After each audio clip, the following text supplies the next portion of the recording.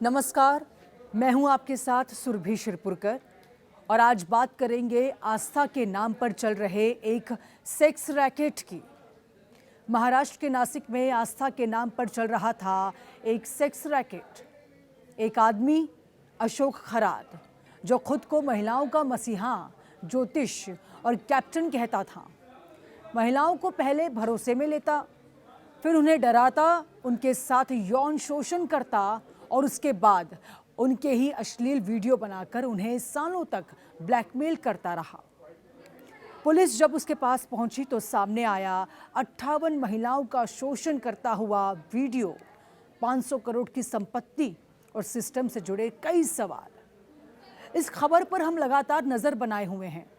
ये कहानी है अशोक खरात की, एक दरिंदा और उसके खौफनाक सच की, जो अब धीरे धीरे बाहर आ रहे हैं।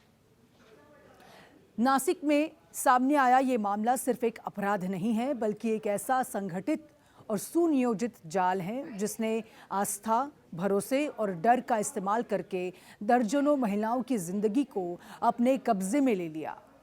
आरोपी अशोक खरात, जिसे लोग कैप्टन के नाम से जानते थे, उस पर आरोप यह है कि उसने महिलाओं को पहले अपने प्रभाव और झूठे आध्यात्मिक दावों के जरिए विश्वास में लिया, फिर उन्हें मानसिक रूप से तोड़ा, उनका यौन शोषण किया और उसके बाद उनके ही अश्लील वीडियो बनाकर सालों तक ब्लैकमेल करता रहा।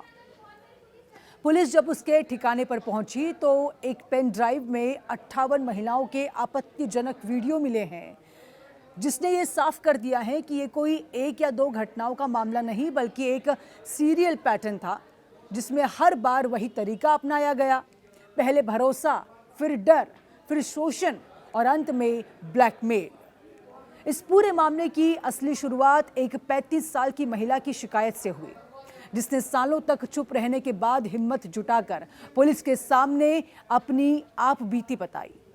महिला ने अपने बयान में ये कहा कि वो अपनी शादीशुदा जिंदगी की परेशानियों से जूझ रही थी और इसी दौरान किसी के जरिए उसे अशोक खरात के बारे में पता चला।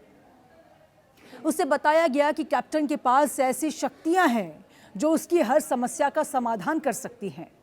शुरुआत में खरात ने उसे पूरी तरह से विश्वास में लिया, उसकी कमजोरियों को समझा और फिर धीरे धीरे उसके मन में डर बैठाना शुरू कर दिया।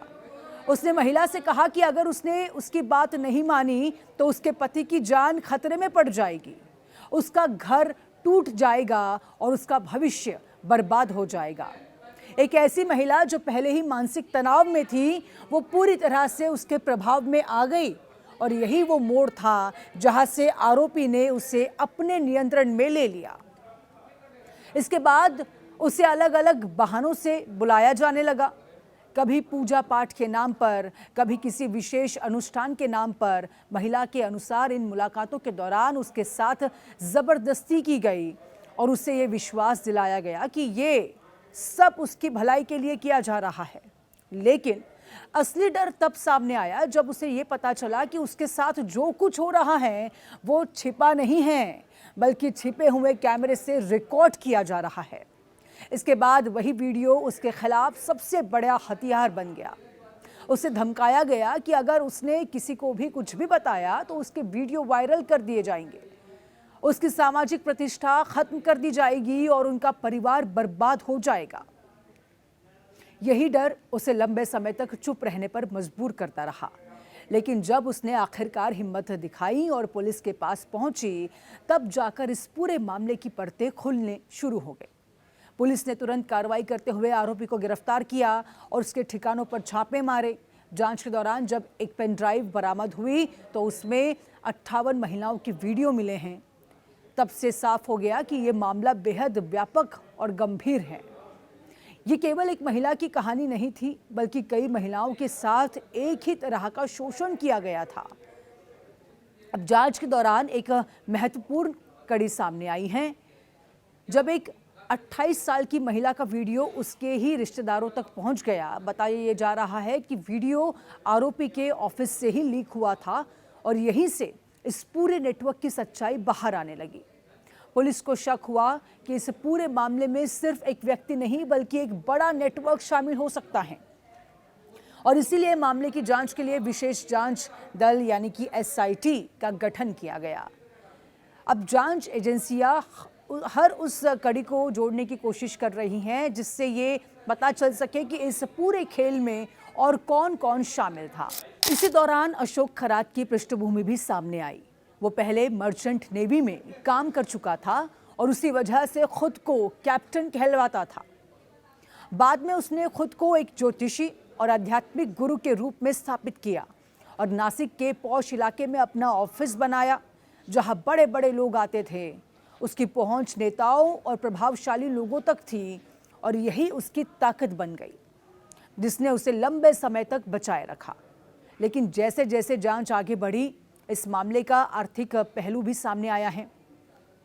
जांच एजेंसियों को पता ये चला है कि नासिक से लेकर अहिल्यानगर तक 30 से ज्यादा जगहों पर उसकी संपत्तियां हैं जिनकी कुल कीमत करीब 500 करोड़ रुपए बताई जा रही हैं। ये संपत्तियां सिर्फ उसके नाम पर नहीं थी बल्कि उसकी पत्नी, उसकी बेटी और अन्य रिश्तेदारों के नाम पर भी खरीदी गई थी।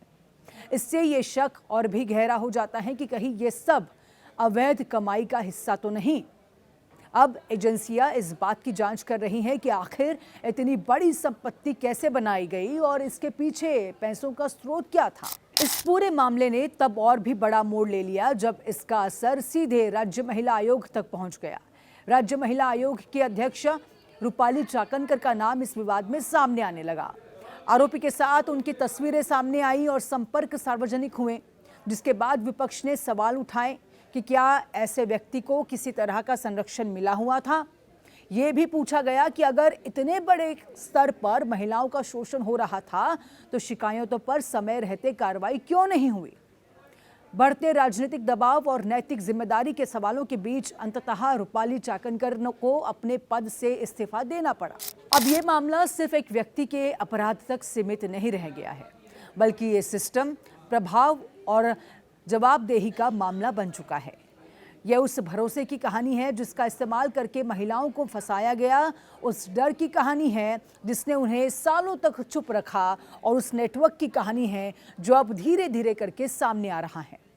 आज आरोपी सलाखों के पीछे हैं, जांच जारी है और हर दिन नए खुलासे हो रहे हैं।